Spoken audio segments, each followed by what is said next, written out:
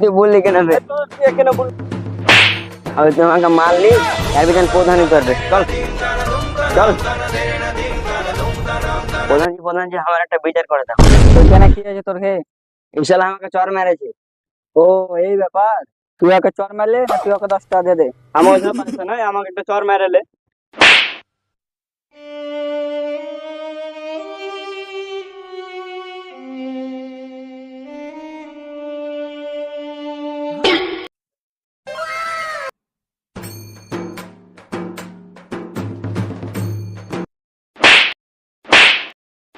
যাতে এতে টাকাটা পড়ে পেন, তো ভাবছি এখানে টাকাটা খরচ করা যায়।